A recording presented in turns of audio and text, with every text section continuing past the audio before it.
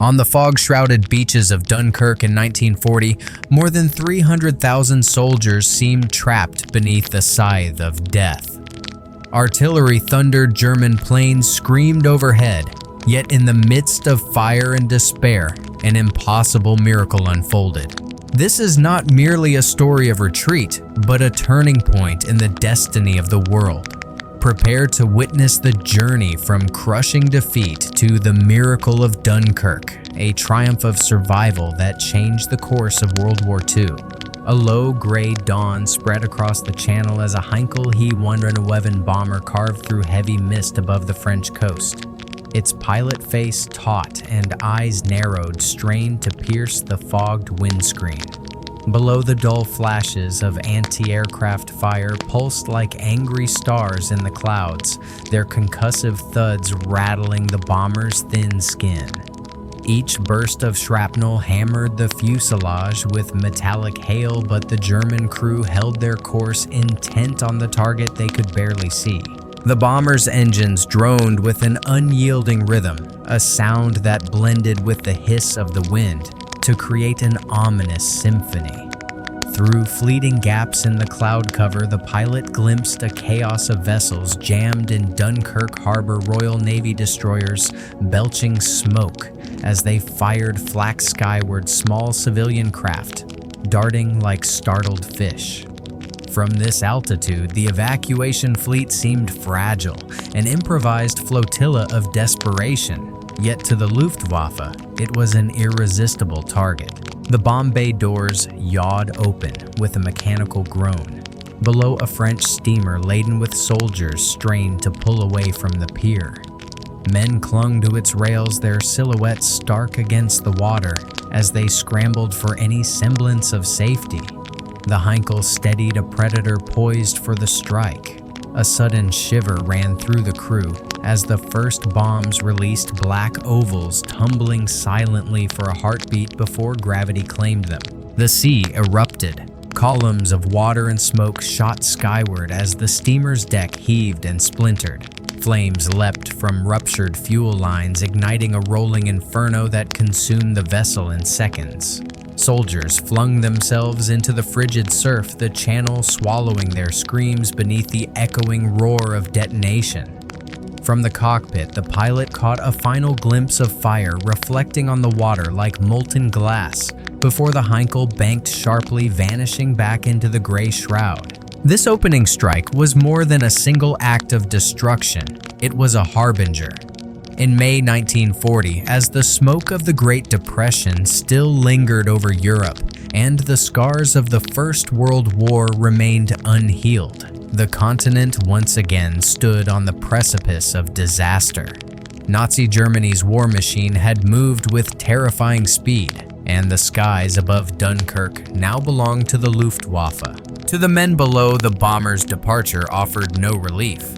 The acrid smell of burning fuel clung to the damp air, mingling with the cries of the wounded. Waves carried wreckage and lifeless bodies toward the beach, a grim foreshadowing of the ordeal to come.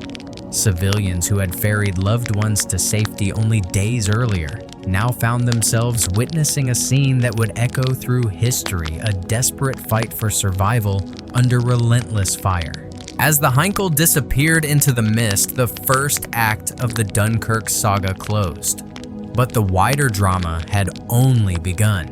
Behind that single strike lay a larger, merciless strategy, one that had swept across Europe with unprecedented ferocity. To understand the terror engulfing Dunkirk, we must trace the lightning war that brought Germany to the very edge of victory and left Britain and France on the brink of annihilation. By May of 1940, Europe was reeling from a storm that few had believed possible. Only a generation earlier, the Great War had ended with a fragile peace. Yet now the continent trembled as Nazi Germany unleashed a new kind of warfare, fast, coordinated, and devastating. The world had barely caught its breath when Hitler's armies launched their daring invasion of France and the Low Countries, a campaign so audacious it left veteran generals grasping for explanations. The blueprint for this rapid conquest was the Manstein Plan, a brilliant reimagining of Germany's First World War strategy. Instead of battering through the well-fortified Maginot Line in the east, the Wehrmacht struck through the Ardennes, a region of dense forest and winding roads that Allied planners had dismissed as impassable for a modern army. It was a calculated gamble, but one perfectly suited to the new German doctrine of blitzkrieg lightning war, which combined speed, surprise, and overwhelming force. On the morning of May 10th, German armored columns poured into Belgium, Luxembourg, and the Netherlands. They moved with astonishing precision, their advance heralded by screaming Stuka dive bombers, whose sirens were designed to sow panic as much as destruction. The psychological impact was immediate. Belgian and Dutch defenses crumbled within days, and civilian populations fled in terror along roads soon choked with refugees. Meanwhile, in France, the vaunted Maginot Line, long boasted as an impenetrable shield, was rendered irrelevant. German panzers, under Generals Heinz Guderian and Erwin Rommel, cut through the Ardennes with breathtaking speed, their tanks and mechanized infantry weaving through narrow passes that French command had thought impassable for heavy armor. The supposedly secure French flank dissolved in a matter of hours. The scale of the German advance stunned observers across the world. Where the Schlieffen Plan had stalled in the mud of 1914, the Manstein Plan achieved in weeks what the Kaiser's armies could not accomplish in years. The sheer mobility of the panzer divisions left Allied commanders scrambling to respond. Communications broke down. Orders lagged behind the reality on the ground. Within days, entire French and British units found themselves surrounded or forced into chaotic retreats. The Luftwaffe dominated the skies, raining destruction on troop convoys and rail lines. Villages burned as columns of refugees mingled with retreating soldiers, their desperate exodus a living testament to the terror below the black crosses of German aircraft. In the chaos acts of valor emerged small defiant stands by French and British troops determined to slow the relentless tide, but they were sparks in a gathering darkness. Reports from the front painted a picture of disarray. Command posts fell silent, cut off by the rapid thrusts of armored spearheads. Cities like Sedan, long thought secure, were breached almost overnight. Rivers and natural barriers that once provided comfort became irrelevant before the mechanized efficiency of Guderian's forces. Even seasoned Allied officers, veterans of the First World War, confessed their disbelief at the speed of the German advance. To civilians, it felt as though the earth itself had turned against them. The thunder of artillery echoed across farmland, and once quiet towns became battlefields overnight. Families fled with what little they could carry, often overtaken by the very armies they sought to escape. Roads clogged with carts, bicycles, and desperate refugees made easy targets for German bombers whose shrieking dives added terror to the already chaotic flight. In London and Paris, leaders faced grim realities. Winston Churchill had only recently assumed the role of British Prime Minister, his defiance untested against a foe whose methods defied traditional military logic. French Premier Paul Reynaud struggled to rally a government shocked by the collapse of its defenses. Each passing hour brought news of another breakthrough, another city fallen, another regiment cut off. The blitzkrieg was more than a military strategy. It was psychological warfare, designed to paralyze as much as to conquer. By the third week of May, the German spearhead had driven a wedge between the French First Army and the British Expeditionary Force. It was a maneuver so swift and precise that many Allied commanders refused at first to believe their own reconnaissance reports. Yet the reality was undeniable. German armor now raced toward the English Channel, threatening to encircle hundreds of thousands of Allied troops. What began as a calculated gamble had become a devastating triumph. France, the proud nation that had withstood the horrors of Verdun and the Somme, found itself on the brink of collapse in mere weeks. and for the British soldiers fighting alongside their allies, the prospect of escape across the Channel grew dimmer by the day. The fall of France was no longer a distant possibility. It was unfolding in real time, a cascade of defeats and desperate retreats that would soon culminate in a desperate stand on the windswept beaches of Dunkirk. For the men trapped within this tightening noose, the question was no longer how to win, but how to survive the storm that was bearing down upon them. The thunder of treads rolled across the lowlands like an approaching tempest. In mid-May 1940, the German Panzer Division's masters of speed and shock drove a relentless wedge through Belgium and the Netherlands. Their mission was clear-slice the Allied line in two and race for the Channel, severing the British Expeditionary Force from its French allies before either could regroup. Belgium's fortress cities, once symbols of stubborn defense, collapsed with alarming swiftness. At Eben Emael, a garrison believed impregnable fell in mere hours to a handful of German paratroopers who descended silently in gliders wielding shaped charges that turned reinforced concrete into dust. This single victory sent ripples of panic through Allied command, a chilling proof that no fortification could withstand the ingenuity and audacity of the new German war machine. Meanwhile, in the skies overhead, the Luftwaffe screamed forward. Stuka dive bombers plunged from cloud cover, their sirens wailing like banshees. Bridges, rail lines, and crossroads vanished in geysers of earth and fire. Refugees and soldiers alike scattered as the ground quaked beneath the relentless onslaught. Roads choked with civilians, mothers clutching infants, farmers driving carts laden with hastily packed belongings became killing grounds for strafing fighters. The sheer terror induced by these aerial predators often did more damage than their bombs. Across rolling fields and river crossings, the panzers advanced in a fluid dance of armor and infantry. Radio communications, still a novelty in many armies, allowed German commanders to coordinate thrusts with surgical precision. Allied units accustomed to slower, methodical movements found themselves outflanked before they even received orders to retreat.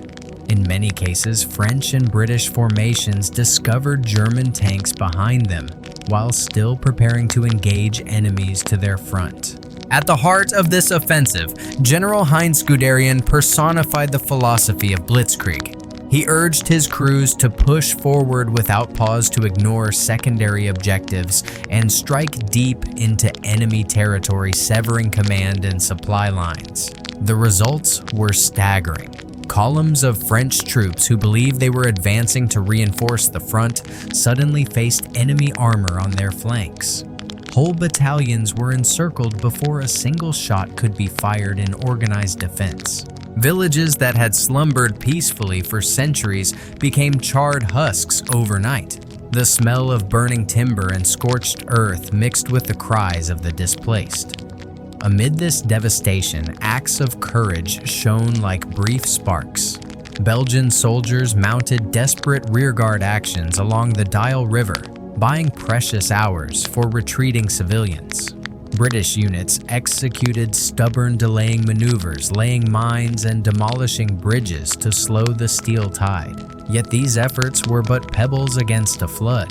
The psychological effect of the German advance cannot be overstated. Reports of armored phantoms traveling impossible distances sowed fear far beyond the front lines. Rumors spread faster than the tanks themselves. Stories of invincible machines and unstoppable paratroopers undermined morale in towns untouched by battle. Even seasoned officers found themselves gripped by disbelief as entire defensive sectors vanished in hours. By May 15th, the Wehrmacht's armored spearheads had reached the Meuse River, where French defenses were expected to hold. Instead, the panzers executed a daring crossing under the cover of relentless aerial bombardment. Smoke and flame cloaked the riverbanks as German engineers threw pontoon bridges across the water. Within hours, armored columns rumbled over the makeshift spans, turning what should have been a natural barrier into a forgotten footnote. French high command, still haunted by the trench warfare, of the previous conflict struggled to comprehend the velocity of this modern offensive. Communications collapsed under the strain. Orders to counterattack arrived long after the Germans had moved on, and reinforcements often marched straight into encirclement. The once proud Allied armies were unraveling their cohesion, shredded by a foe that seemed to materialize everywhere at once. By the third week of May, the picture was stark. The Low Countries, once considered vital, buffers were little more than stepping stones for the Panzer legions. Belgium and the Netherlands lay shattered, their defenses bypassed or obliterated. Columns of smoke rose from ancient cities as the German spearhead turned west and south, eyes fixed on the Channel ports that would soon become the Allies' last hope. For the soldiers of the British Expeditionary Force and their French comrades, the implications were grim. With supply lines cut and communications fraying, retreat became the only viable strategy. The nightmare scenario of encirclement loomed larger with each passing hour. What had begun as a daring German gamble was rapidly becoming a strategic masterpiece, one that threatened to end the war before the year was half over. The tide of iron rolled on, unstoppable and indifferent. Ahead lay the battered Allied forces retreating toward the coast, and beyond them waited the wind-swept beaches of Dunkirk, where the fate of a nation would soon hang in the balance. As May 21, 1940 dawned, a thin veil of hope flickered among the beleaguered Allied ranks. After days of relentless retreat, British and French commanders resolved to strike back at the onrushing German tide. Their chosen battleground was the industrial town of Arras, a crossroads of cobblestone streets and low soot-stained buildings that had once echoed with the clang of miners' tools. Now it would echo with the thunder of tanks and the defiant roar of men refusing to yield. The plan was daring, if not desperate, a counterattack to slow the German spearhead and perhaps carve a corridor for retreating Allied forces. 2 British tank battalions, bolstered by infantry and French support, would launch a sudden assault on Rommel's advancing panzers. It was a gamble born of necessity. Supplies were dwindling, morale was strained to breaking, and every hour bought might mean the difference between annihilation and escape. Shortly after midday, the Allies surged forward. The rumble of British Matilda tanks, thick-armored and slow, reverberated through the narrow streets. Their green hulls bristled with determination as they pushed into German lines. For a moment, the audacity of the maneuver caught the enemy off guard. German troops scrambled from hastily dug positions as shells burst around them, sending columns of earth skyward. The Matildas proved formidable. Their armor shrugged off the 37mm rounds of the standard German anti-tank guns, and the British infantry advanced behind a moving wall of steel. Reports from the field tell of German soldiers stunned to see their weapons ricocheting harmlessly off the heavy British armor. Panic rippled through Rommel's forward units as the British pressed their advantage, cutting through the first defensive lines and sowing chaos in the German ranks. But the German response was swift and merciless. Rommel, ever the tactician, rallied his forces with icy precision. He ordered the deployment of the feared 88mm anti-aircraft guns, originally designed to pierce the high skies, but equally lethal against armored vehicles. Within minutes, the shriek of high-velocity shells filled the air. One by one, Matilda tanks shuddered under the impact, their once invulnerable hulls now ruptured by the devastating firepower. Overhead, the Luftwaffe descended like predatory hawks. Stuka dive bombers screamed toward the earth, their sirens sowing terror as bombs exploded in fiery geysers among the Allied ranks. British and French soldiers fought bravely, but the weight of German numbers and air superiority tipped the balance. Smoke thickened the acrid scent of burning fuel, and twisted metal choking the battlefield as the Allied advance faltered. By nightfall, the counterattack had spent its fury. Under the cover of darkness, the battered Allied units withdrew, leaving behind wrecked tanks and scorched earth. Casualties were heavy, and the intended strategic effect, a decisive delay in the German advance, proved fleeting. Yet the Battle of Arras was not in vain. For a few critical hours, it had sown confusion among the German high command, forcing them to pause and reassess the boldness of their relentless push to the Channel. Rommel himself later admitted the attack gave him pause. The British armor had struck with unexpected ferocity, momentarily threatening his flanks and exposing the thinness of the German supply lines. Some historians argue that this brief encounter influenced subsequent German decisions, including the infamous halt order that would follow days later, a reminder that even a desperate counterstrike can leave a lasting echo. For the soldiers who fought at Arras, the memory was one of both pride and sorrow. They had faced overwhelming odds and proved that courage could still burn brightly in the darkest hour. Though forced to retreat, their defiance became a symbol of Allied resilience, a small spark that would later ignite the mythos of Dunkirk's miracle. As the guns fell silent and the wounded were carried from the smoking ruins, the German juggernaut continued its inexorable drive. The brief respite bought at Arras would soon fade, replaced by the relentless thunder of panzers racing toward the coast. For the Allies, the path to survival narrowed to a single perilous choice, a desperate retreat toward the beaches of Dunkirk. The dust of Arras had barely settled when the German spearhead surged forward once more, undaunted by the brief Allied counterstroke. It was now the third week of May 1940, and the panzers were moving with a ferocity that defied imagination. General Heinz Guderian, the restless architect of armored warfare, urged his divisions onward in a relentless dash to the English Channel. His orders were simple and ruthless: drive west, cut off the retreating Allied armies, and seal the trap before they could slip away. At the Somme River, two unprepared British divisions braced for impact. Dawn broke to the distant rumble of engines, a low metallic growl that seemed to rise from the very earth. Within hours, German tanks smashed through their thin defenses. Bridges meant to slow the advance were captured intact or rebuilt in record time by German engineers working under covering fire. The defenders fought bravely, but their lines shattered before noon. For the exhausted Allied soldiers, the shock was total.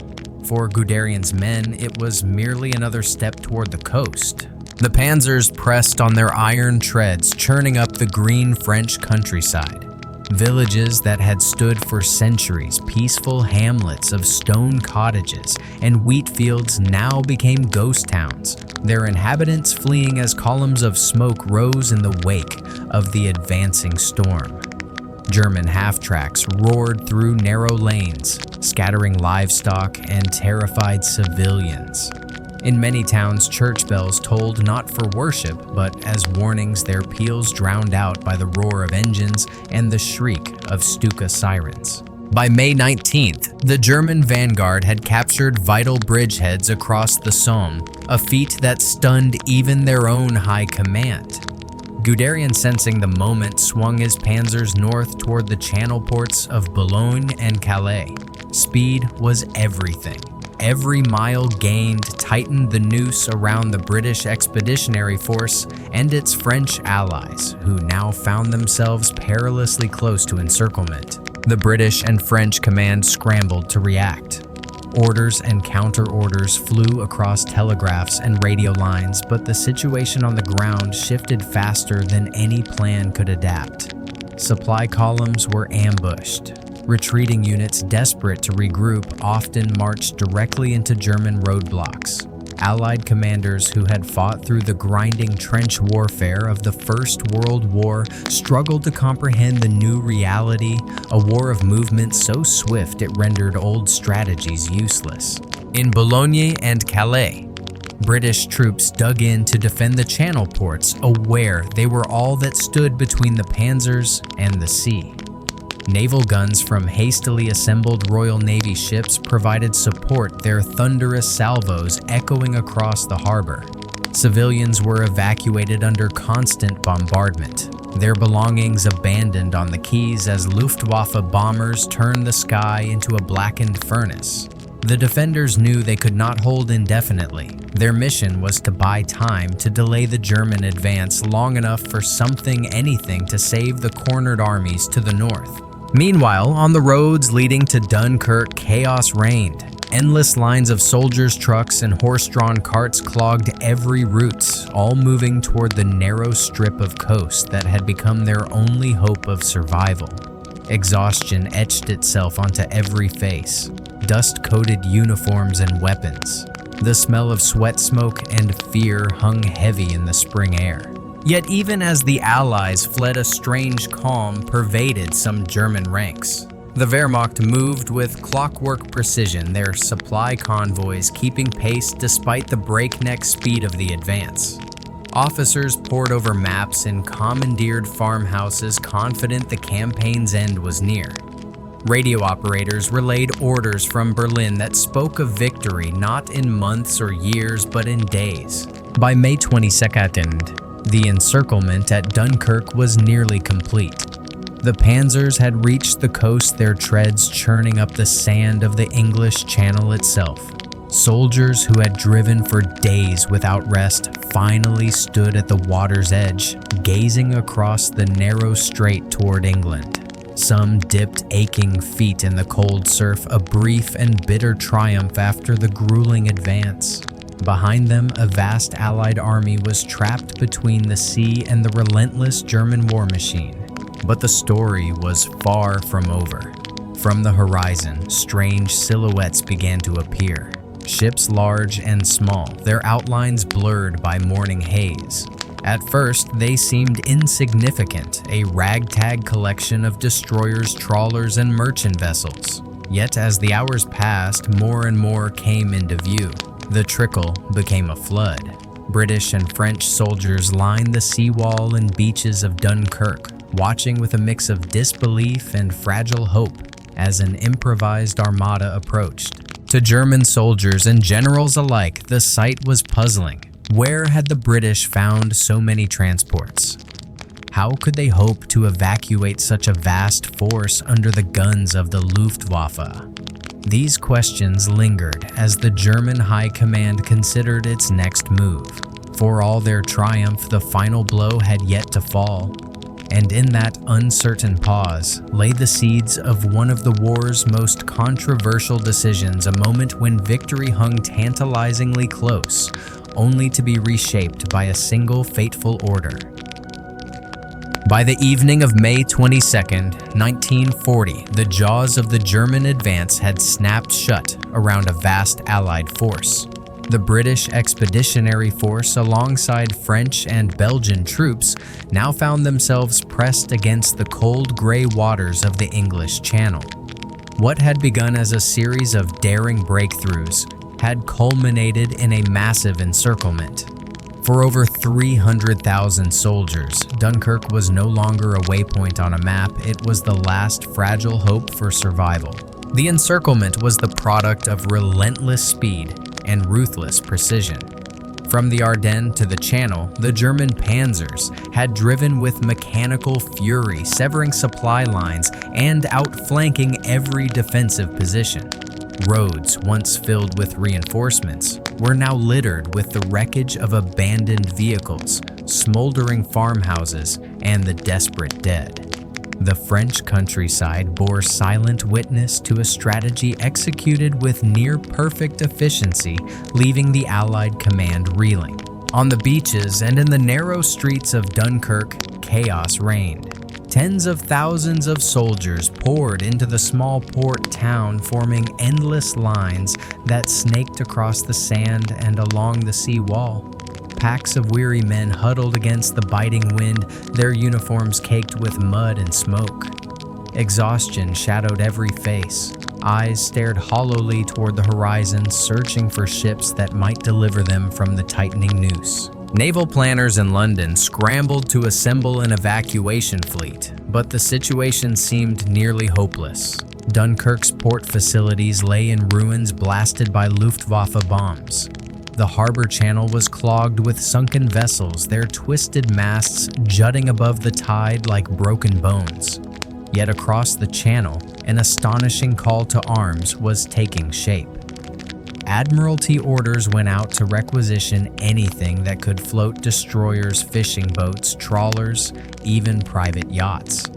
A civilian armada was quietly being born, though the soldiers on the beach could not yet know it. Overhead, the Luftwaffe prowled the skies with menacing confidence. German pilots reported that the scene below was a target-rich environment, soldiers clustered in tight formations, ships struggling to maneuver in shallow waters, and smoke columns rising like beacons.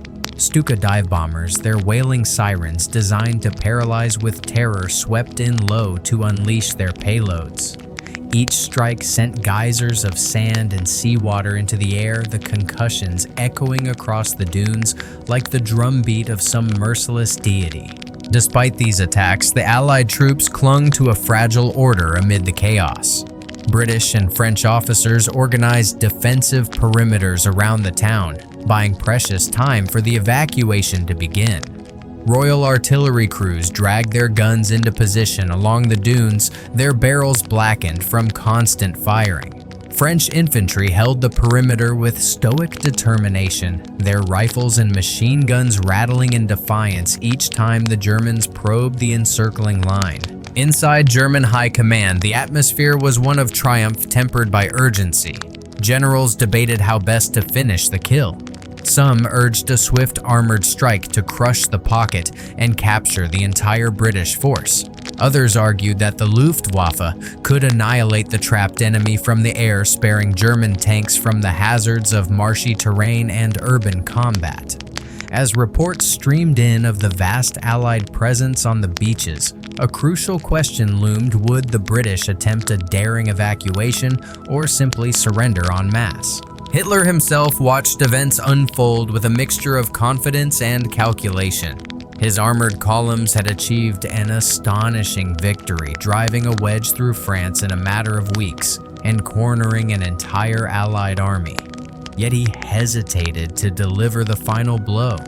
Whether from caution about overstretched supply lines, concern for his tanks in the marshy lowlands, or the belief that air power alone could finish the job, he chose to pause a decision that would echo through history. For the soldiers trapped at Dunkirk, none of these strategic debates mattered. They felt only the cold wind and the relentless fear of annihilation.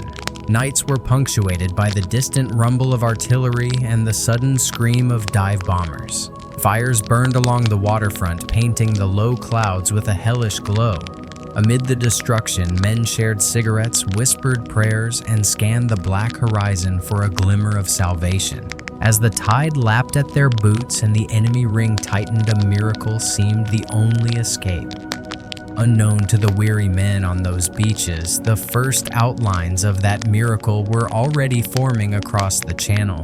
An armada of unlikely heroes, fishermen, merchants, ordinary citizens was preparing to risk everything to bring them home.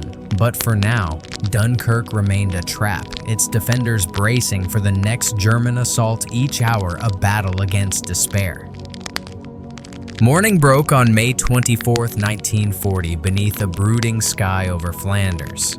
German tanks, their engines still warm from days of relentless pursuit, suddenly idled in damp fields outside Dunkirk. Orders crackled through radio sets and dispatch riders hurried along muddy tracks, halt the advance. For the weary panzer crews, it was an unexpected reprieve, a chance to stretch cramped limbs and brew coffee over small stoves. For the commanders who had driven their men to the brink of victory, it was a decision both baffling and infuriating. The command had come from the very top. Adolf Hitler, flush with triumph at the breathtaking success of the campaign, personally directed the pause. Army Group A, which had spearheaded the drive to the channel, was to dig in and await further instructions. The Luftwaffe, under Hermann Göring's confident assurances, would now finish the job from the air. To some, it seemed a logical precaution. The marshy Flanders terrain was ill-suited to heavy armor supply lines were stretched thin and tanks required urgent maintenance after their whirlwind advance. Yet to others, it felt like the theft of certain victory. In Berlin and forward headquarters alike, the decision sparked heated debate. Generals Franz Halder and Heinz Guderian, men who had engineered the stunning blitzkrieg, seethed at the order.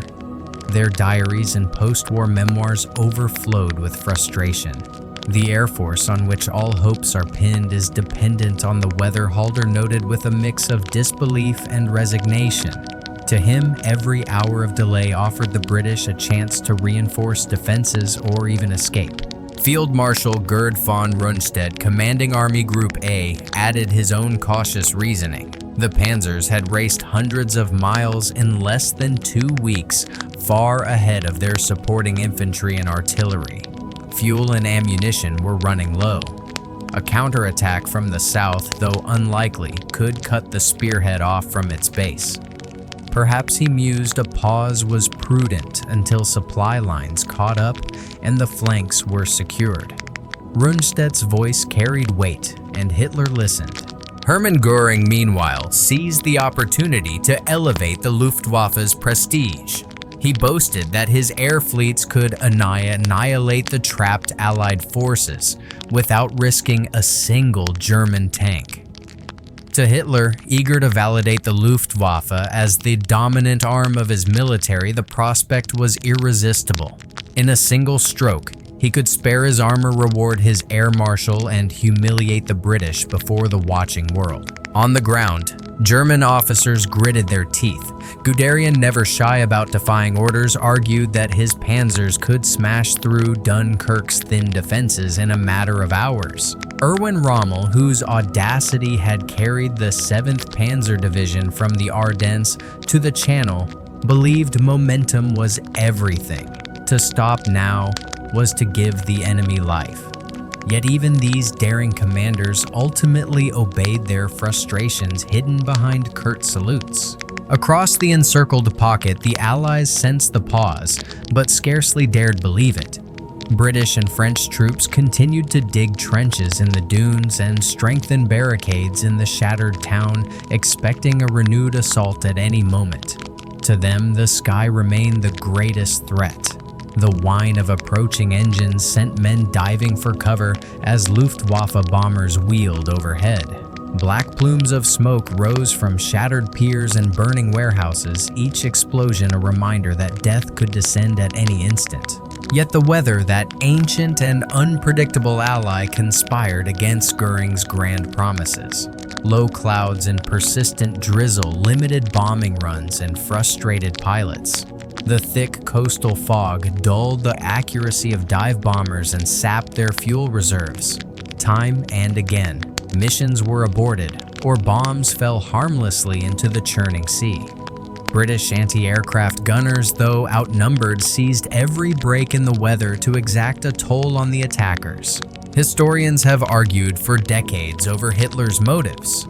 Some see the halt as a cautious, even rational decision to avoid unnecessary losses in treacherous marshlands. Others suspect political calculations. Perhaps Hitler hoped a show of restraint would encourage Britain to sue for peace, preserving the possibility of a negotiated settlement. Still, others view it as simple hubris, an overconfidence in air power, and an underestimation of British resolve. Whatever the reason, the order granted the Allies a priceless gift time. Time to fortify the Dunkirk perimeter, to marshal naval resources, and to prepare the extraordinary evacuation that would soon astonish the world. In those precious hours, the seeds of the miracle of Dunkirk were sown, nurtured by the very enemy who sought their destruction. By the time Hitler rescinded the halt on May 26th, the window of opportunity had shifted. British and French troops had tightened their defenses, and the Royal Navy's hastily assembled armada was already gathering across the Channel. The moment for a decisive armored thrust had passed. What remained was a contest of endurance, one in which courage, weather, and sheer willpower would play as decisive a role as any panzer division. When Hitler's tanks halted, Hermann Göring promised a swift and merciless conclusion from above. The Luftwaffe would, he boasted, reduce Dunkirk's beaches and harbor to ash, crushing the trapped Allies, without the need for another German tread to move forward. On May 24, 1940, the skies above Flanders filled with the whine of engines as the first great wave of German bombers and fighters swept in their dark silhouettes, slashing through the low coastal clouds. From the sand below, the attack felt like the wrath of the heavens. Soldiers and refugees alike threw themselves flat as Stuka dive bombers screamed earthward, their sirens purpose-built to inspire terror, wailing like banshees. Explosions tore through the dunes, geysers of sand and seawater raining down on men who clutched their helmets and whispered hurried prayers. The smell of cordite and burning fuel thickened the damp air until every breath tasted of smoke. Yet the easy victory Göring had promised soon proved anything but. The very weather that had slowed the German ground assault now betrayed the Luftwaffe. Heavy cloud cover and a stubborn coastal fog hampered visibility, forcing bombers to guess at their targets or abandon runs altogether. Fuel calculations grew tight. Aircraft spent most of their range simply reaching the pocket and had only minutes to strike before turning for home. Twin-engine Heinkel bombers and single-seat Messerschmitt fighters alike fought the limits of endurance and navigation. The Royal Air Force seized every advantage the weather offered. Hurricanes and Spitfires darted through gaps in the cloud like hawks defending a nest, intercepting raiders as they emerged into clearer sky. To the British pilots, it was a battle of nerve as much as skill. Outnumbered, often outgunned, they hurled themselves again and again into the path of incoming waves to buy precious time for the evacuation fleet assembling below. Dogfights spiraled across the heavens, contrails and smoke trails twisting into fleeting sculptures against the gray. Down on the beaches, discipline held against the chaos. Anti-aircraft crews, half-deaf from constant bombardment, swung their guns skyward in practiced arcs. Each burst of flak punctuated the rolling thunder of the surf black puffs, marking the desperate resistance of men determined to hold the line. Ships waiting offshore zigzagged through curtains of spray and shrapnel, their decks slick with seawater and oil as they loaded soldiers by the hundreds. For the men queuing waist-deep in the icy channel, every passing minute felt eternal. The rhythmic drone of engines overhead was a torment, sometimes friendly, sometimes deadly, always impossible to ignore.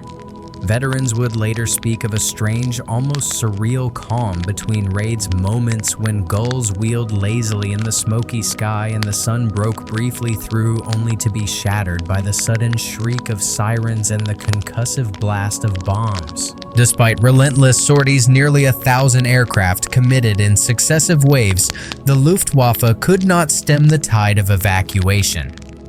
Fog and fierce RAF resistance blunted the accuracy of bombing runs. Many fell wide of their marks or detonated harmlessly in the surf. German pilots, frustrated and fatigued, found themselves facing an enemy that refused to yield to fear. "I hated Dunkirk," one would later admit.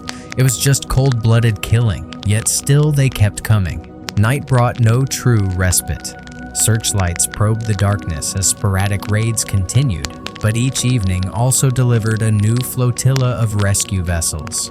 Destroyers, trawlers, ferries, and private fishing boats threaded their way through minefields and under shell fire to reach the shallow beaches.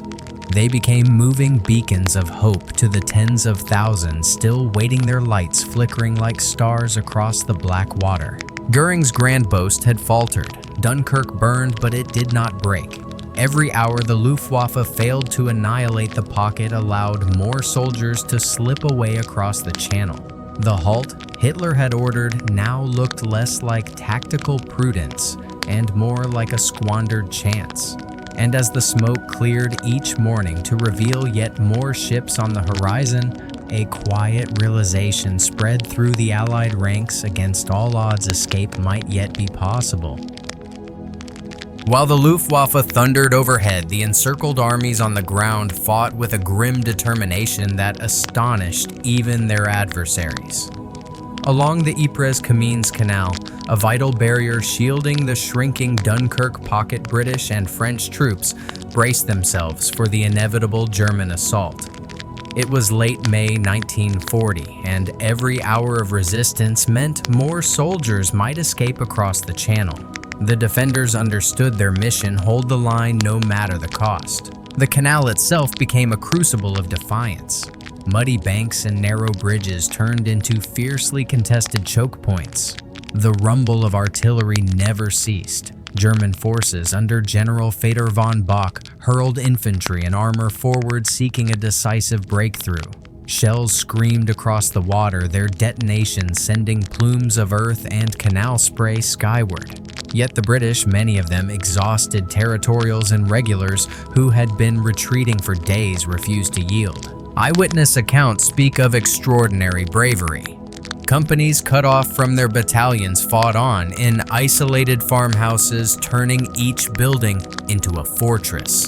When shells collapsed, Wall's survivors simply shifted to new positions, rifles and Bren guns, spitting defiance until ammunition ran dry. Royal Engineers blew bridges at the last moment, often under direct fire, denying the Germans easy crossings and buying precious minutes for comrades further west. The fighting was as intimate as it was brutal. In the reeds along the canal's edge, bayonets clashed and grenades exploded at point-blank range. German machine gun fire swept the banks, but British mortars answered with deadly accuracy. Smoke hung low over the water, mingling with the acrid stench of cordite and the earthy smell of churned mud. The cries of the wounded mingled with the relentless clatter of small arms, creating a cacophony that seemed unending. As darkness fell each night, the landscape flickered with muzzle flashes and the dull glow of burning villages. Rain mixed with sweat and blood, soaking uniforms and blurring the line between water and tears. Officers moved silently among their men, whispering encouragement, their own faces drawn and pale. Yet morale, though battered, did not break. Every skirmish, every hour of defiance was another chance for evacuation ships to slip across the channel. German commanders grew impatient. Reports described tenacious enemy resistance and severe casualties as unit after unit failed to make decisive gains. Von Bock ordered massive artillery barrages followed by concentrated infantry attacks, but each assault met a wall of stubborn fire. The canal defenses, manned by soldiers who knew they might never escape, became a bulwark that defied the odds. Farther south, French troops mirrored this valor, holding key positions despite dwindling supplies and constant bombardment. Their steadfastness allowed British forces to reinforce weak spots and rotate men to the beaches. Communications between the two allies were strained and often improvised, yet the shared goal, protecting the evacuation, bound them in a silent fraternity of endurance. Meanwhile, across the Channel, the Royal Navy and a growing fleet of civilian little ships intensified their efforts. Each extra hour of resistance along the canal meant more time to ferry soldiers from the beaches. The defenders knew this. Many fought with the quiet knowledge that their sacrifice was measured not in territory gained, but in lives saved. By the night of May 27th, the canal front had become a scar of heroism. Entire battalions were reduced to handfuls of men, yet they held. The Germans, frustrated and bloodied, gained ground only at a terrible cost. In diaries and letters later recovered, British soldiers described a strange mixture of terror and pride. Terror at the overwhelming fire-fury arrayed against them, pride in having denied the enemy an easy victory. When dawn broke on May 28th, smoke from burning farms drifted over the canal like a mourning shroud. German troops finally secured several key crossings, but the delay had been decisive. The stubborn stand along the Ypres-Camins Canal had given the Royal Navy 2 full days to expand the evacuation, allowing tens of thousands more Allied soldiers to reach the beaches and the waiting boats. The defenders' ordeal was not in vain.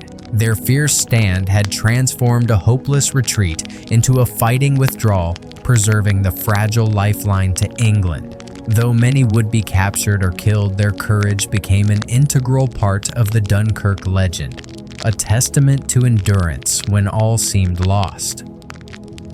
By May 28, 1940, the beleaguered Allied forces holding the eastern arc of the Dunkirk perimeter faced a new and crushing blow. To their immediate north, the Belgian army, after weeks of grueling combat and mounting casualties, could no longer withstand the relentless pressure of the German advance. King Leopold III, both head of state and commander-in-chief, made the agonizing decision to surrender. His choice, though made to spare further civilian suffering, would send shockwaves through the Allied ranks and accelerate the collapse of their eastern defenses. For days, Belgian troops had fought with quiet heroism along the Lys River and other critical choke points, delaying the German tide despite dwindling ammunition and constant Luftwaffe bombardment. Entire regiments had been reduced to a fraction of their strength, their trenches waterlogged and littered with the wreckage of shattered artillery. Civilians huddled in cellars or fleeing along cratered roads bore witness to the grinding attrition that had brought a once proud army to the brink. King Leopold's decision was not made lightly. Belgian cities like Antwerp and Ghent lay in ruins. Communications with the British Expeditionary Force were tenuous at best. The king had pleaded for reinforcements and air support, but the Allies, stretched to the breaking point, could offer little. As German artillery pounded the remaining Belgian positions and civilian casualties mounted, Leopold faced a bitter calculus: continue a hopeless defense that would only mean more slaughter, or surrender to save lives and preserve what remained of his nation. On the afternoon of May 28th, Leopold chose capitulation. He agreed to an unconditional surrender, effectively removing the Belgian army from the field. Though it spared countless civilians from further devastation, the announcement landed like a thunderclap among the Allied commanders, desperately trying to maintain a cohesive front. Overnight, the right flank of the Dunkirk pocket, already frayed, was left dangerously exposed. The immediate consequences were brutal. German forces under General Fedor von Bock wasted no time exploiting the vacuum. Mechanized units surged forward, probing weak points and pouring through gaps left by the departing Belgian troops. Columns of tanks and motorized infantry swept into positions that had been held only hours earlier, their advance accelerated by the sudden absence of organized resistance. The once stable eastern perimeter was now a series of isolated strongpoints fighting for survival. British officers along the canal line received the news with a mixture of disbelief and grim acceptance. Many felt betrayed, unaware of the desperate conditions that had forced Leopold's hand. Winston Churchill himself, upon hearing of the surrender, publicly denounced the decision, believing it endangered the entire evacuation effort. Yet on the ground, soldiers had little time for politics. They faced the immediate reality of new German assaults and the urgent need to plug gaping holes in their defenses. The night of May 28th turned into a crucible of chaos. British units redeployed under cover of darkness, scrambling to establish fallback positions before dawn. Communication lines crackled with frantic orders. Small groups of exhausted men marched through rain-soaked fields guided by flickering lanterns and the occasional flare, each step haunted by the guttural rumble of German engines drawing ever closer. French troops too shifted desperately to reinforce the collapsing sector, their worn boots sinking into the churned mud of hastily dug trenches. As dawn broke on May 29th, the eastern horizon glowed not with sunrise, but with the dull orange of burning villages. German artillery opened anew, barrage shells shrieking through the mist to crash into Allied positions. Columns of smoke rose over the waterlogged countryside, mingling with the morning fog until the entire landscape seemed cloaked in a gray and crimson shroud. Infantry followed close behind crossing fields that Belgian soldiers had defended with such valor only days earlier. The Allied response was tenacious. British and French gunners, despite exhaustion and dwindling ammunition, poured fire into advancing German formations. Machine guns rattled from hidden emplacements, cutting down waves of attackers, before being silenced in turn by overwhelming firepower. In farmhouses converted to strongpoints, small groups of riflemen fought room to room, their resistance buying precious minutes for the evacuation continuing at the beaches. Civilians caught in the maelstrom endured horrors few would forget. Families stumbled through shell-blasted fields seeking safety, children crying as the roar of battle closed in from all sides. Those unable to flee sheltered in church basements or makeshift bunkers, the ground trembling as artillery duels raged overhead. For them, the fall of Belgium was not a geopolitical event but a visceral catastrophe etched into memory with each deafening explosion.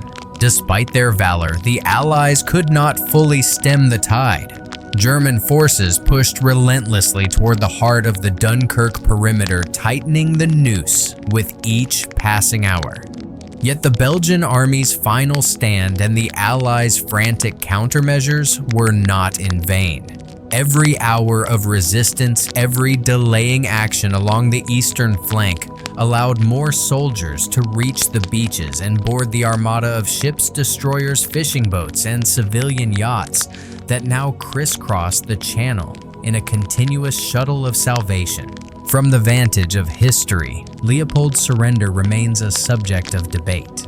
Some view it as an act of pragmatic mercy that spared his people needless suffering. Others condemn it as a fatal misstep that endangered his allies and hastened the fall of France.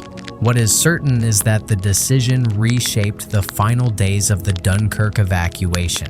It forced the British and French to fight with even greater resolve, knowing their escape route grew narrower with every passing hour. By the end of May 29th, the Allied eastern flank had contracted significantly, but the evacuation miraculously continued. Columns of soldiers trudged through smoke and mud toward the beaches, their uniforms tattered, their faces streaked with soot and sweat. Overhead, the distant drone of Luftwaffe engines served as a constant reminder that the danger was far from over. Yet as night fell and the stars emerged over the dark waters of the channel, the lights of rescue vessels still winked in the distance, a fragile promise that hope remained alive. In the chaos of these days, courage found many forms. It lived in the steadfast Belgian soldiers who held out until their strength was gone, in the British and French troops who fought through exhaustion to hold new lines, and in the civilians who braved bombardments to aid the wounded. The fall of Belgium marked a grim turning point, but it also underscored a truth that would define the Dunkirk story even in defeat. Acts of sacrifice could shape the course of history. As the Belgian army laid down its arms and the eastern flank sagged under relentless pressure, the Germans struck hard on the western perimeter of the Dunkirk pocket.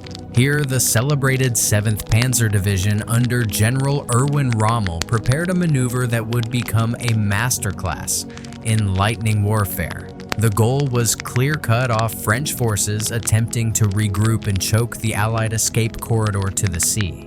Before dawn on May 27th, Rommel's forces stirred like a coiled spring. Tanks idled under a sky still veiled in pre-dawn mist, their engines rumbling low as crews checked weapons and fueled vehicles. Around them, infantry tightened gear and whispered final instructions. The town of Lille, a vital crossroads about 50 miles inland, stood as the keystone of the French defensive effort. If Lille fell, the western flank of the Dunkirk perimeter would splinter, and the Allies would face near certain annihilation.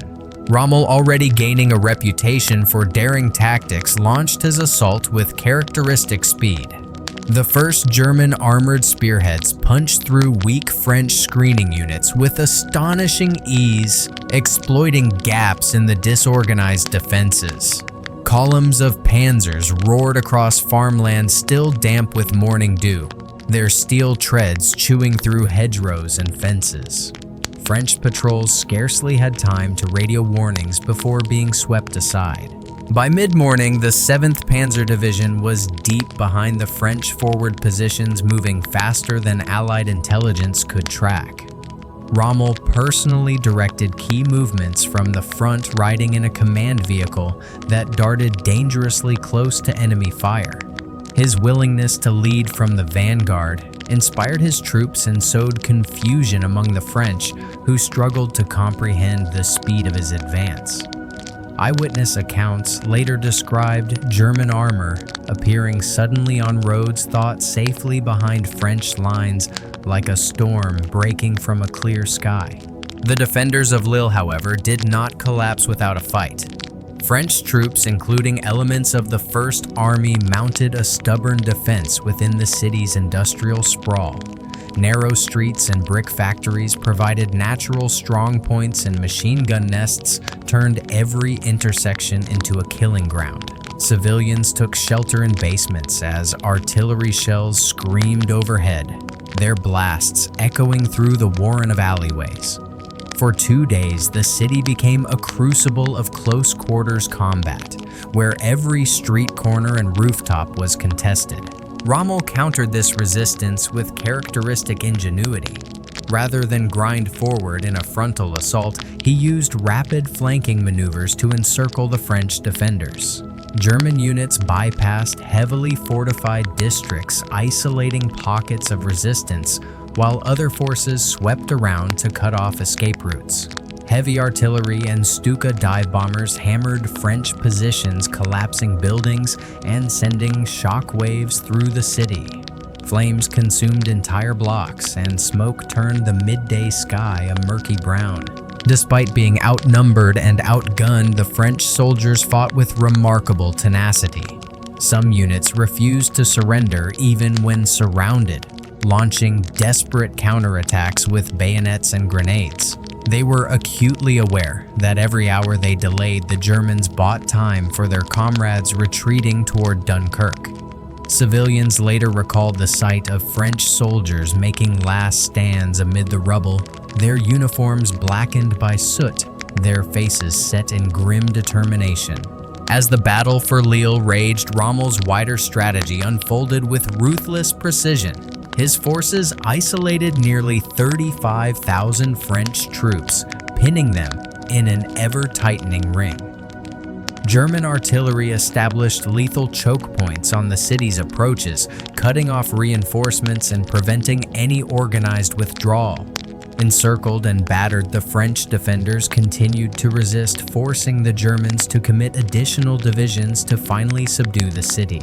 The capture of Lille was both a tactical triumph and a symbolic victory.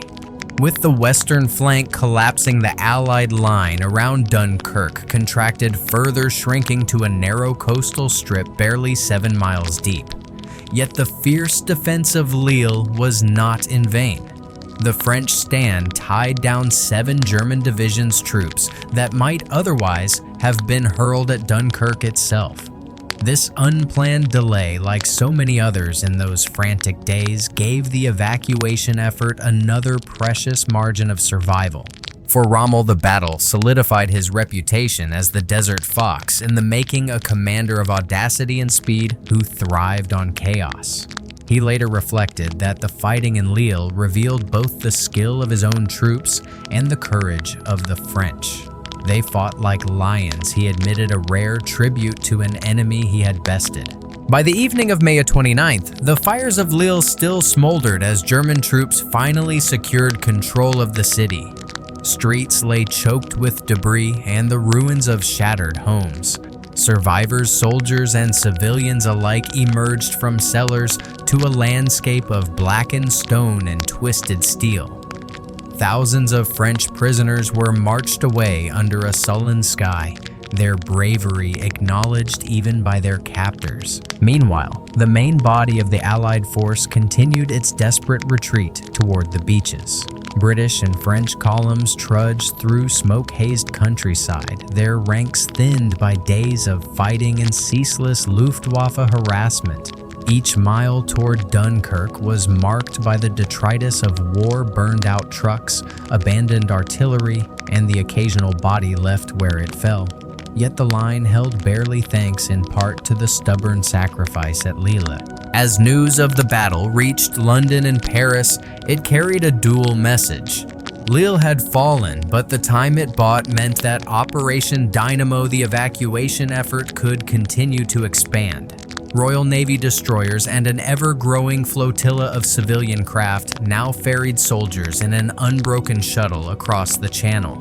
Each day, thousands more boarded the little ships, their faces gaunt with fatigue, but lit with the fragile hope of survival. Rommel's victory could not overshadow the growing realization among German high command that something remarkable was happening at Dunkirk. Despite overwhelming odds, the Allies were not merely holding out, they were escaping. For every French soldier captured at Lille, another Briton or Frenchman waded into the cold surf and clambered aboard a waiting vessel. Goering's Luftwaffe intensified its attacks, but the evacuation line stretched longer, not shorter, with each passing tide. The fall of Lille thus stands as both a triumph of German operational brilliance and a testament to Allied resolve.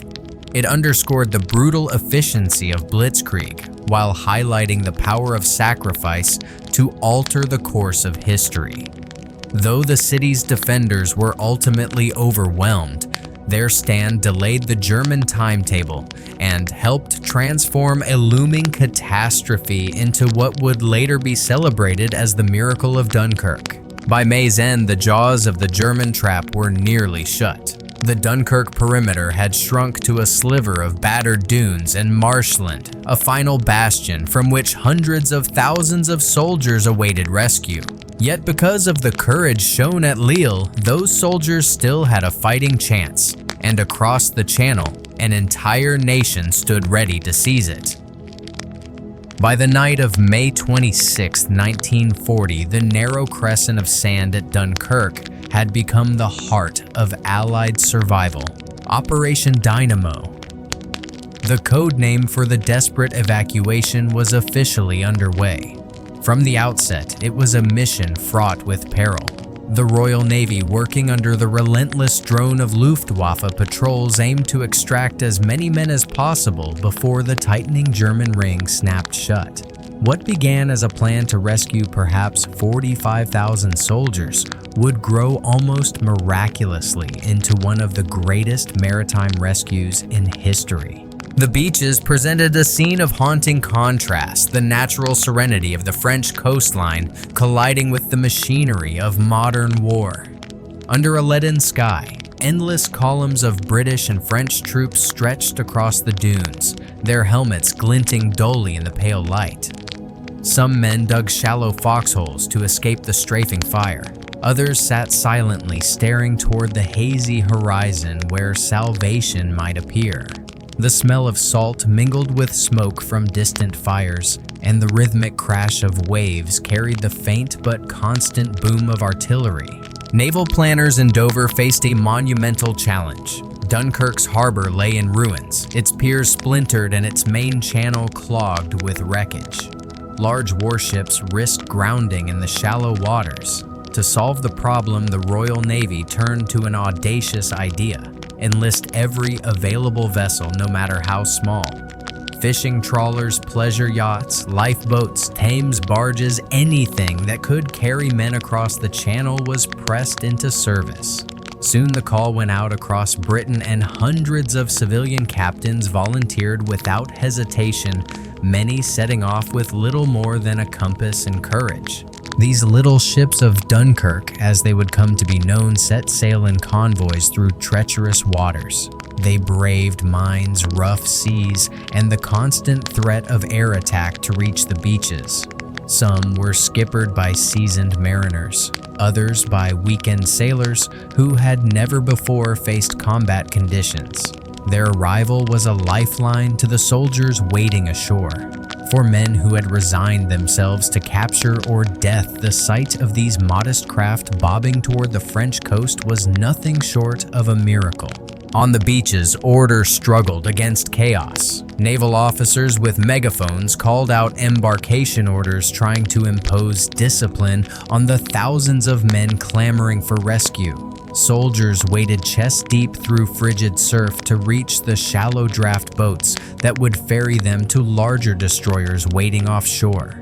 Each trip was a race against time and tide.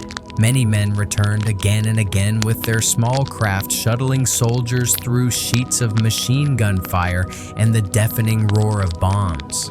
German aircraft swooped overhead with merciless regularity. Stuka dive bombers shrieked downward, their sirens a weapon of terror as much as destruction.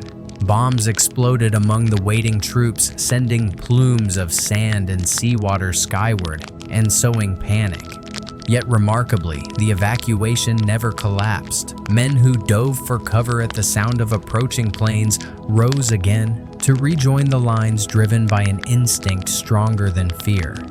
The Royal Air Force, flying from bases in southern England, fought ferociously to keep the Luftwaffe at bay. Many RAF pilots perished in these dogfights, their sacrifice largely unseen by the soldiers below, who often mistook the scarcity of Allied aircraft for absence rather than strategic necessity. As the days passed, the operation gained momentum. On May 28th, alone nearly 18,000 men were rescued. By May 30th, the number had doubled. Each night, as dusk cloaked the beaches, the tempo of evacuation increased. Darkness brought a fragile reprieve from air attacks, allowing more ships to approach the shore unmolested. Fires from bombed oil depots painted the sky a sullen red, casting ghostly reflections on the channel waters. Soldiers trudged silently aboard the vessels, their faces gaunt with fatigue, their boots heavy with sand and seawater. Amid the vastness of the operation, countless individual acts of heroism unfolded. Naval ratings dove into icy surf to free grounded boats under enemy fire. Civilian skippers steered through burning wreckage to reach soldiers stranded on half-submerged piers. Doctors and medics treated the wounded in makeshift clinics along the dunes, working by lantern light as bombs thudded in the distance. Each success was a triumph of courage and determination over fear and chaos. French soldiers played a crucial role as well. While the evacuation focused primarily on British troops, French units formed a resolute rearguard, holding the perimeter against repeated German assaults. They fought with grim tenacity in the ruins of Dunkirk's outskirts, their sacrifice ensuring that the beaches remained open for one more tide, one more convoy of ships. Many of these French defenders would be captured when their ammunition finally ran out, but their stand allowed tens of thousands of their British allies to escape. The psychological strain on those awaiting rescue was immense. Men waited for hours, sometimes days, with little food or water huddled together against cold night winds. The ceaseless roar of aircraft and artillery became a kind of oppressive soundtrack, interrupted only by the occasional cheer when another ship appeared through the haze. Yet despite the terror, discipline largely held. Officers maintained order, organizing men into embarkation groups and ensuring that the wounded and the most vulnerable boarded first. By the final days of May, Operation Dynamo had grown beyond its planners' most optimistic estimates. More than 200,000 soldiers had been evacuated, and still the ships kept coming. Every successful crossing inspired new waves of volunteers from the English coast.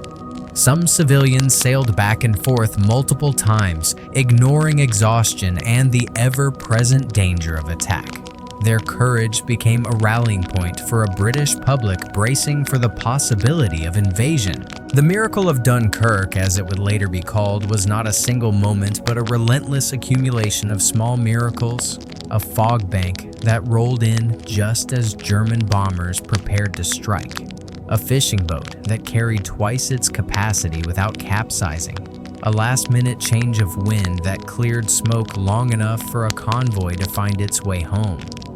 Each act, each twist of fate added up to an escape that defied every calculation of probability.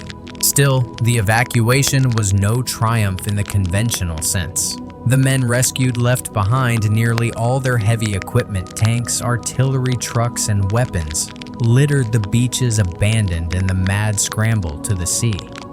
The British Expeditionary Force was saved, but it returned to England bereft of the material needed to fight another pitched battle.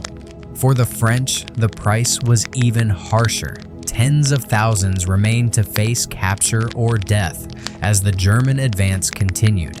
Yet in the face of overwhelming defeat, Operation Dynamo became a powerful symbol of resilience. Winston Churchill, in a speech to the House of Commons, captured the paradox. Wars are not won by evacuations, he reminded his countrymen, but the very survival of those soldiers meant that Britain could fight on. The successful evacuation transformed what might have been a shattering military disaster into a rallying cry for continued resistance. By June 2nd, 10th, the main body of the British Expeditionary Force had been lifted from the beaches. A smaller flotilla returned on June 3rd to rescue the last French defenders who had fought to the bitter end. When the final ship departed carrying exhausted soldiers back across the channel, the operation had saved more than 338,000 Allied troops, an outcome few would have believed possible just a week earlier. The beaches of Dunkirk, once a trap, now stood eerily silent.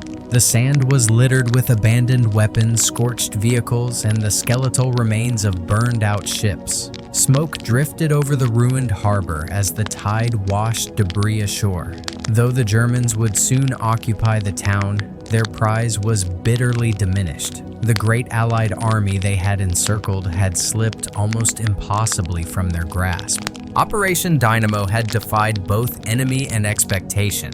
It was not a victory of conquest, but a triumph of spirit, a testament to courage, improvisation, and the will to fight another day. In the darkest hour amid fire and fog, a generation of soldiers and civilians proved that determination could wrest hope from the very edge of disaster. Throughout the evacuation at Dunkirk, an unplanned ally worked silently beside the Royal Navy and the flotilla of little ships, the fickle, stubborn weather of the English Channel. For the Germans, it became an invisible adversary. For the Allies, it was a shield sent by fate itself. In late May and early June 1940, the normally temperamental Channel seemed to conspire against the Luftwaffe.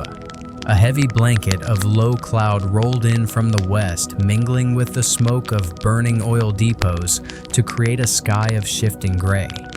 Thick mists clung to the coastline, sometimes dropping visibility to a few hundred yards. German pilots who had promised Hermann Göring that they would annihilate the evacuation from above suddenly found themselves struggling to locate even the vast lines of men on the beaches. Flight paths became treacherous. Twin-engine bombers such as the Heinkel He-111 and Dornier Do-17 burned precious fuel simply trying to navigate through the haze, leaving only minutes to execute bombing runs before retreating to base. Dive bombers like the Ju-87 Stuka, so terrifying in clear skies, lost much of their accuracy when their pilots could barely see the target until the last seconds of the dive. Many attacks went wide, detonating harmlessly in the surf or on empty stretches of sand. While German pilots cursed the soup of fog and smoke, British and French soldiers saw unexpected reprieve. The dull whine of incoming aircraft often faded without a single bomb falling. Men who had braced for the telltale wail of Stuka sirens sometimes watched as the raiders turned away their fuel gauges, dropping dangerously low. The weather was doing what even anti-aircraft fire and Spitfire interceptors could not always achieve, denying the Luftwaffe dominance over the evacuation. The Royal Air Force seized the advantage with daring efficiency. Hurricanes and Spitfires rose through gaps in the clouds to ambush German formations, then slipped back into protective cover. Pilots used the haze as both cloak and sword, striking and vanishing before enemy escorts could react. For the soldiers on the beach, the intermittent presence of RAF fighters became a lifeline for morale. They are up there, many would say, pointing skyward, even when only shifting clouds were visible. The belief alone steadied nerves and kept discipline intact. The channel itself added its own hazards. Shifting tides and sudden squalls challenged the hundreds of civilian captains ferrying soldiers across the narrow strait. But these sailors, fishermen, ferry operators, pleasure boat enthusiasts knew their waters well. They threaded their craft through minefields and shallows with instinctive skill, often navigating by sound and memory when stars and landmarks were obscured. Their persistence turned unpredictable seas into a highway of salvation. On land, the weather's impact was just as profound. Coastal marshes saturated by spring rains slowed German armored movements around the perimeter. The same muddy ground that had initially worried Hitler now became an even greater obstacle as storms swelled streams and turned dirt roads to sludge. Panzer crews found that every detour to firmer ground cost precious hours the Allies used to strengthen defenses and load more men onto ships. For the soldiers awaiting rescue, the weather was both torment and blessing. Cold rain soaked uniforms and chilled exhausted bodies, yet each drizzle-laden cloud bank overhead was a veil against German eyes. Men wrapped themselves in damp greatcoats and huddled in the dunes, teeth chattering, knowing that the very discomfort might be saving their lives. The psychological effect was striking. Instead of panic, a strange resilience settled over the masses on the beaches. The gloom became a companion, its gray palette matching the weary determination in their hearts. Stories spread among the ranks that the Channel Mist was heaven sent a providential cover, ensuring they would see home again. Chaplains and officers quietly encouraged this belief, turning the weather itself into a symbol of divine intervention. Meanwhile, German high command grew increasingly frustrated. Göring's confident promises to Hitler unraveled with each day of overcast skies. Reports from airfields spoke of aborted missions and mounting losses as RAF pilots exploited every tactical edge. Fuel shortages plagued squadrons forced to loiter in poor visibility, and maintenance crews struggled to keep up with the constant wear on engines pushed to their limits. In private Luftwaffe, officers admitted that the weather more than enemy fire was bleeding their effectiveness. The contrast between expectations and reality could not have been starker. Hitler had halted his panzers partly on Göring's assurance that the Luftwaffe alone could crush the pocket. Instead, the skies turned traitor. Every cloud that drifted across the channel mocked that promise, each gust of wind scattering carefully laid plans. What was meant to be a swift, decisive aerial victory became a prolonged and costly battle against nature itself. For the British, each additional day under that gray canopy was a gift of time. It allowed the Royal Navy to refine the frantic choreography of embarkation, to repair damaged ships and send them back into the fray. It gave the RAF windows to regroup and rearm. Most importantly, it gave the soldiers on the beach the chance to live long enough for rescue. Night after night, as fog thickened and rain pattered on steel helmets, the little ships continued their shuttle. Destroyers and civilian craft alike slipped across a channel cloaked in mist, their wakes nearly invisible to enemy patrols. Sailors navigated by the dull glow of burning Dunkirk or by the faint silhouettes of other vessels gliding like ghosts.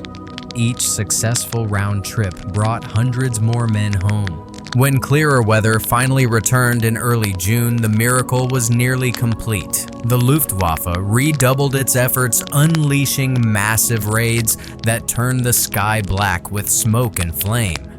Yet by then, the bulk of the British Expeditionary Force had already crossed to safety. German pilots vented their frustration in furious strafing runs, but their prey was slipping away in ever smaller numbers. The chance to crush Britain's army had been lost not by lack of will or courage, but by the relentless, indifferent power of nature.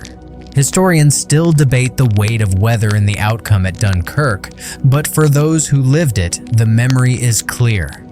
Soldiers remembered the damp cold, the endless gray, and the strange comfort of fog that muffled the sound of approaching bombers.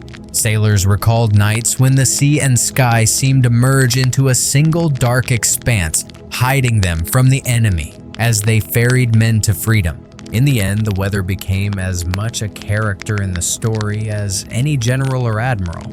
It shaped decisions, blunted attacks, and offered a silent partnership to human bravery. While courage and ingenuity defined Operation Dynamo, it was the unyielding mist and fickle winds of the Channel that tipped the scales in those crucial days. Without them, the evacuation might have been a massacre rather than a miracle. Thus, when survivors later spoke of Dunkirk, they often credited not only the sailors and pilots, but the gray skies themselves. The stormy Channel, with its chill rain and stubborn fog, had become a guardian and unheralded ally whose quiet resistance changed the course of the war. By the first days of June 1940, the once broad Dunkirk perimeter had shrunk to a ragged semicircle of dunes and marsh only a few miles across. The great evacuation was nearly complete, yet thousands of Allied troops still clung to the battered coastline. Their mission was brutal and unmistakable. Hold back the Germans long enough for the last ships to escape, knowing that for many of them there would be no passage home. The encircled fortress. The town itself was a smoldering ruin. Block after block lay collapsed under the pounding of Luftwaffe bombs and German artillery. Charred timbers jutted from blackened masonry. Streets were rivers of shattered glass and rubble. Among the wreckage, French soldiers of the First Army dug in alongside British rearguards, transforming cellars, half-fallen warehouses, and church naves into makeshift strongpoints. Each position was a defiance against overwhelming odds. Every night, the defenders could see the lights of ships slipping westward toward England, carrying comrades who only days earlier had fought at their side. It was a bittersweet sight, hope for the Allied cause, but confirmation that their own fate was likely to be captivity or worse. Still, they fought on, motivated by duty camaraderie and the grim pride of buying one more hour for those still loading on the beaches. Relentless German pressure. German forces, newly reinforced after the pause of Hitler's halt order, surged forward with methodical fury. Panzer divisions tightened the ring, their treads grinding through waterlogged fields and over broken levees. Artillery units shelled the perimeter day and night, turning each Allied position into a cratered moonscape. Snipers crept through reeds and ruins, forcing defenders to crouch low even when the shelling paused. Luftwaffe squadrons, no longer hampered by heavy fog, resumed savage attacks. Stuka sirens wailed across the sky as bombs punched smoking holes in the sand. Yet even with the weather improved, German pilots found the tenacious Allied anti-aircraft fire and ever-present RAF patrols formidable. The beaches became a grim tableau of flame and grit, but the evacuation line astonishingly still functioned. Heroism on the beaches. On June 1st and 2nd, British destroyers and the famed little ships continued to dart in under cover of darkness and intermittent smoke screens. Sailors and civilian captains pushed their craft into shallows churning with debris to collect the final contingents of British troops. Many of these men had been fighting without respite for 2 weeks. Their uniforms were stiff with salt and soot, their eyes bloodshot from sleepless nights under constant bombardment. Medics worked by candlelight in sandbagged aid stations, performing surgery amid the thunder of distant guns. Chaplains offered quiet prayers beside flickering lanterns, their voices nearly drowned by the surf. The evacuation now moved with desperate urgency. Every vessel from sleek destroyer to battered tug carried far beyond its intended capacity, decks jammed with weary soldiers standing shoulder to shoulder. The French rearguard. While the last British units embarked, French forces assumed the lion's share of defense. General Henri Fagalde organized a patchwork of divisions, infantry, artillery, and marines into a stubborn rearguard. They fought street by street through the ruined outskirts, their rifles and machine guns chattering defiance as German infantry probed for weaknesses. At Fort des Dunes, a centuries-old coastal bastion, French troops withstood repeated assaults, their stone walls scarred but unbroken. For 3 harrowing days, these soldiers held the line. Ammunition dwindled to a few cartridges per man. Rations were nearly gone, yet they counterattacked again and again, forcing the Germans to pay dearly for every yard. Civilians who remained in the town sheltered in cellars and catacombs, emerging only to drag the wounded to safety or fetch water from shattered mains. The evacuation's closing hours. By June 3rd, the beaches were eerily quiet compared to the chaos of previous days.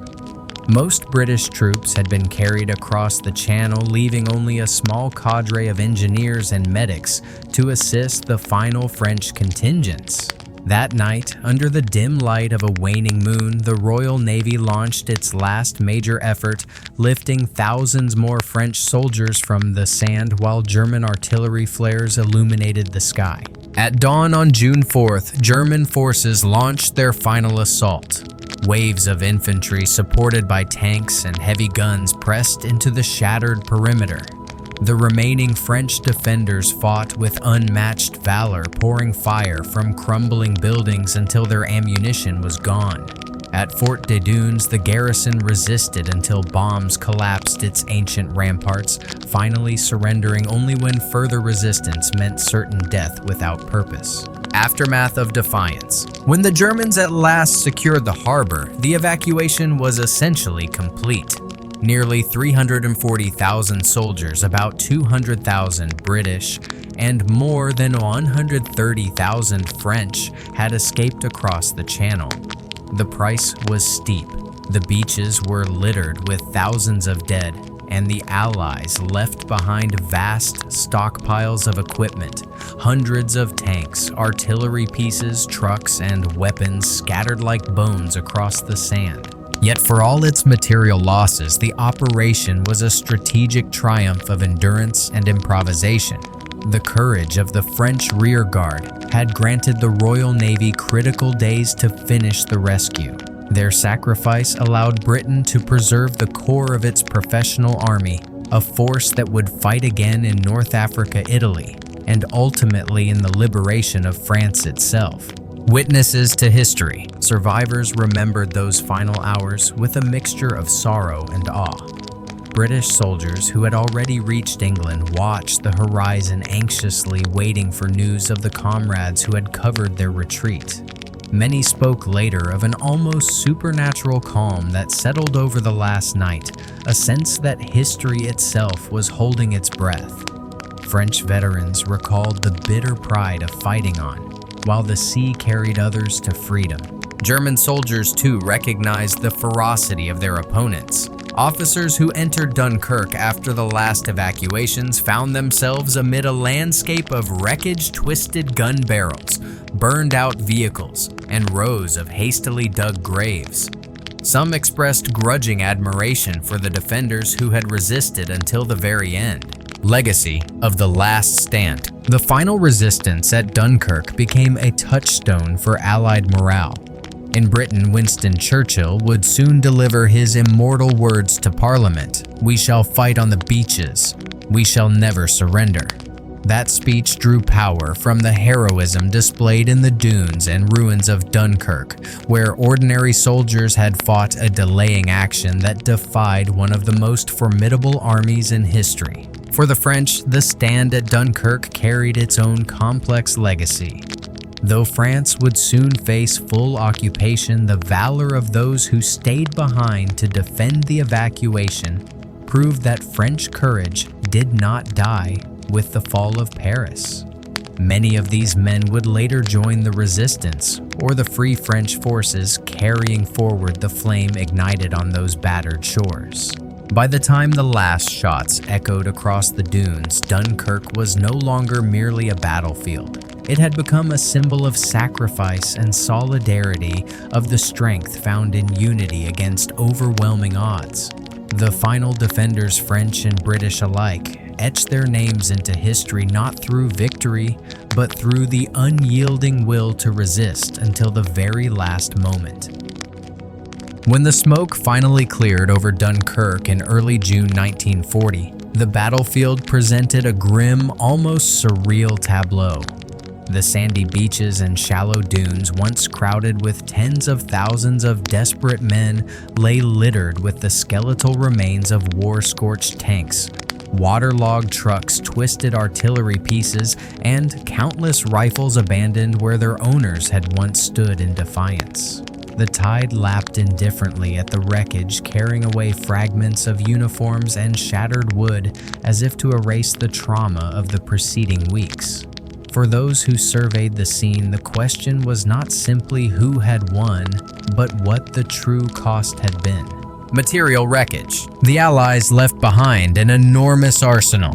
Entire motor pools of the British Expeditionary Force, lorries, motorcycles, and armored cars were either destroyed or captured. Tanks that had rumbled across France only weeks earlier now sat silent, their hulls blackened by fire or scoured by sand and salt. Piles of ammunition crates and stockpiled shells too heavy or dangerous to evacuate dotted the shoreline like grim monuments to a hurried retreat. German troops arriving in the aftermath discovered intact artillery pieces, fully fueled vehicles, and vast quantities of small arms and supplies. Much of this equipment would be refurbished and redeployed by the Wehrmacht in campaigns to come from the sands of North Africa to the icy expanses of the Eastern Front. For the British, the loss was staggering. Nearly all heavy weapons tanks and transport vehicles were gone.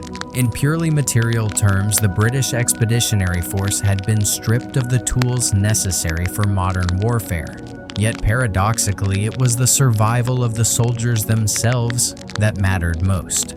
The men could be rearmed and retrained. Their experience honed in the crucible of desperate retreat and defense would prove invaluable in the years ahead.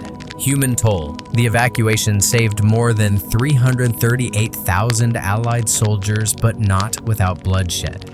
Estimates of those killed or captured vary. Yet historians generally agree that at least 68,000 British troops were taken prisoner or left behind. French casualties were even higher, with tens of thousands killed, wounded, or marched into captivity.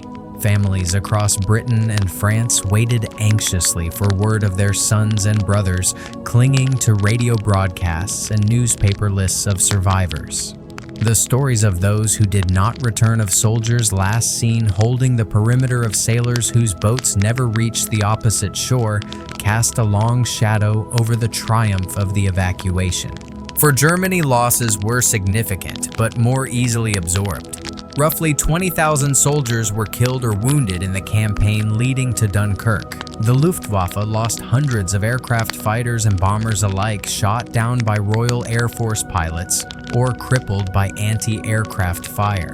Though Goering boasted of a favorable kill ratio, the Luftwaffe's inability to prevent the evacuation tarnished its reputation and exposed weaknesses in both strategy and logistics. For all the tactical victories on the ground, the failure to annihilate the Allied force represented a strategic setback.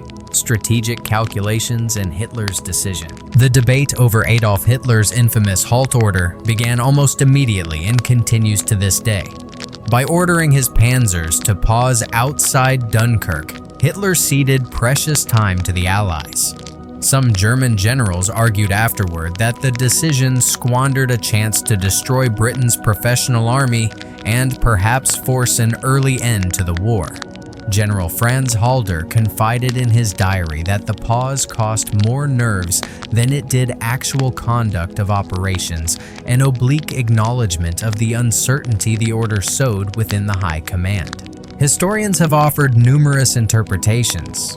Some believe Hitler feared a costly tank engagement in the marshy lowlands where heavy armor risked becoming mired.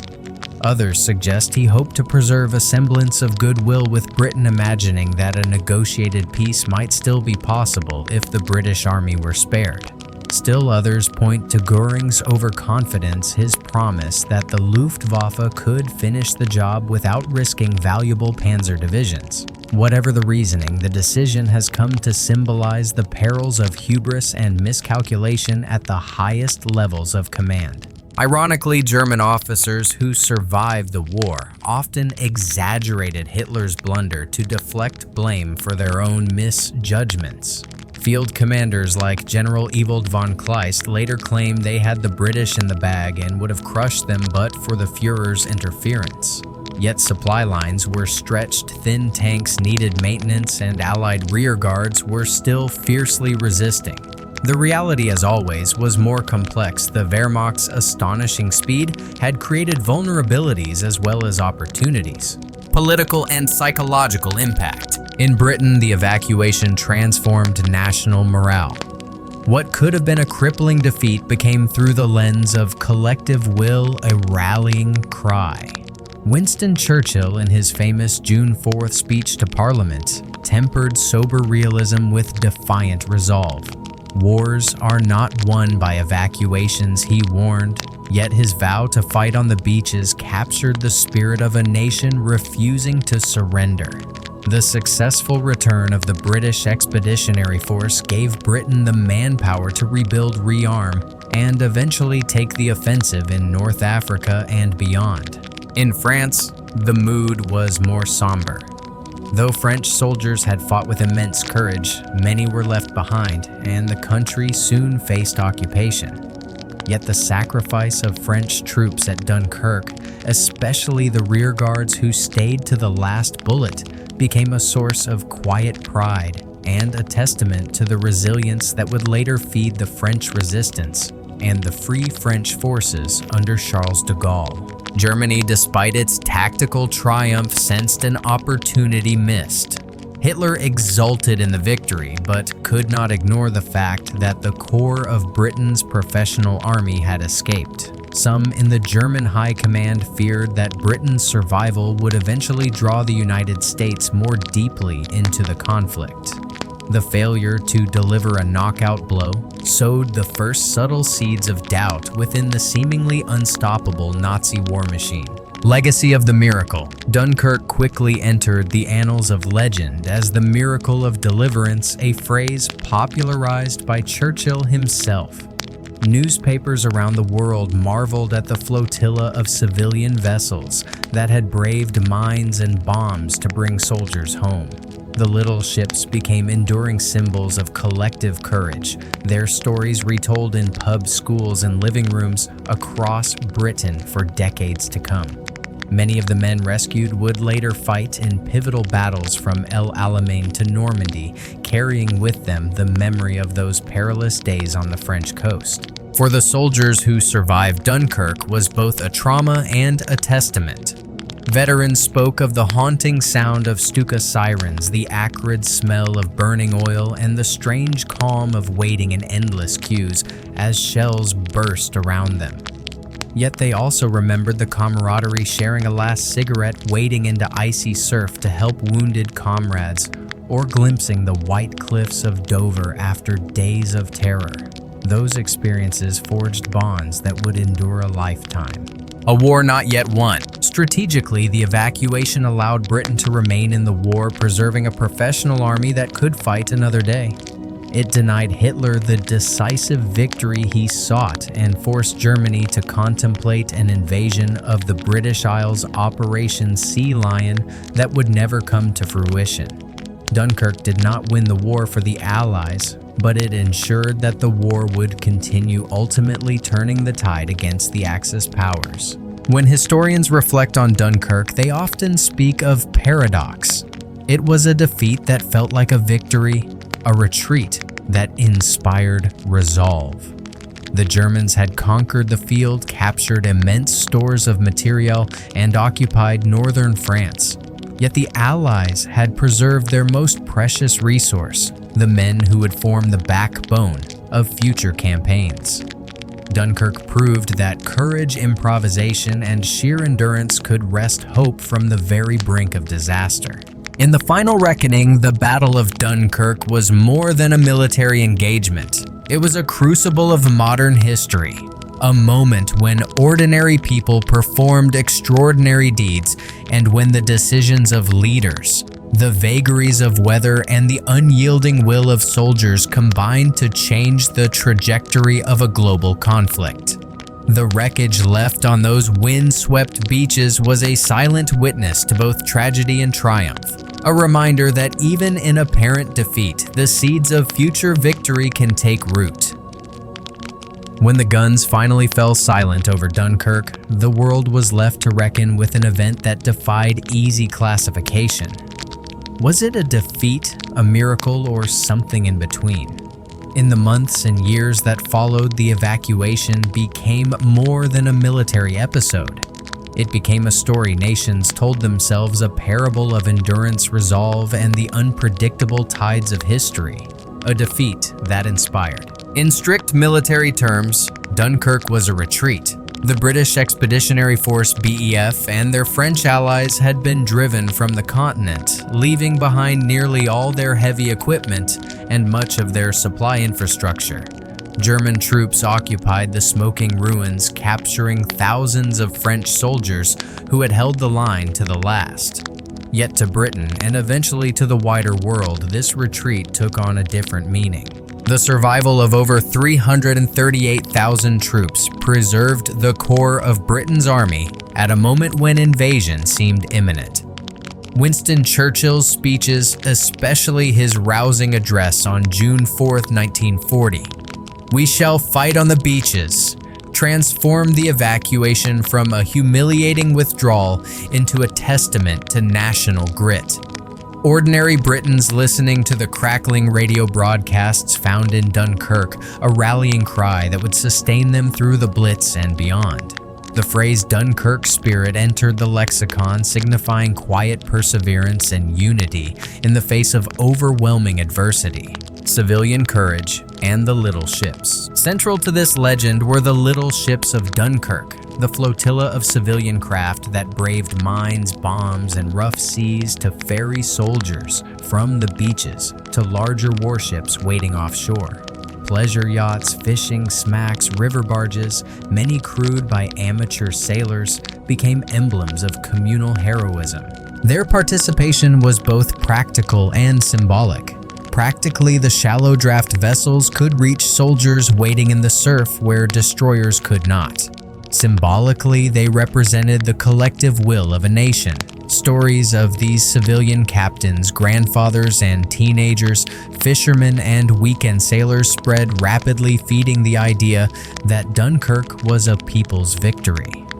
While naval coordination and military planning were essential, it was the courage of these volunteers that captured the public imagination and still dominates popular memory. A cautionary tale for Germany. For Nazi Germany, the aftermath of Dunkirk was more complicated. Militarily, it was an overwhelming victory. France was collapsing. The Low Countries had fallen and the British had been driven from the continent. The Wehrmacht seized vast stores of Allied equipment, replenishing its own arsenals with captured tanks, artillery, and trucks. Yet the one prize that might have forced Britain to negotiate a destroyed BEF had slipped away. Hitler's decision to halt the Panzer advance, leaving the job to the Luftwaffe, became a subject of bitter debate within the German high command, and remains so among historians. Some argue the halt was tactically sound, citing exhausted troops and stretched supply lines. Others see it as a catastrophic miscalculation. Whatever the rationale, the pause gave the Allies the time they desperately needed. When Operation Sea Lion, the planned invasion of Britain, faltered under the RAF's fierce resistance a few months later, many German officers looked back on Dunkirk as a lost opportunity that might have ended the war in 1940. Influence on Allied strategy. For the Allies, Dunkirk reshaped both strategy and psychology. The evacuation convinced Britain that survival was possible, allowing Churchill's government to reject any thought of negotiating with Hitler. The rescued soldiers, though bereft of heavy weapons, formed the experienced core of the reconstituted British Army. Their presence meant that when the United States entered the war and the Allies eventually returned to Europe, Britain could contribute seasoned troops to the invasion of North Africa, Italy, and ultimately Normandy. French memory of Dunkirk is more complex. The heroic stand of French rearguards who fought doggedly to protect the evacuation became a point of national pride even as the country fell to occupation. These men's sacrifice, often overshadowed in British narratives, inspired later resistance fighters and the Free French forces under Charles de Gaulle.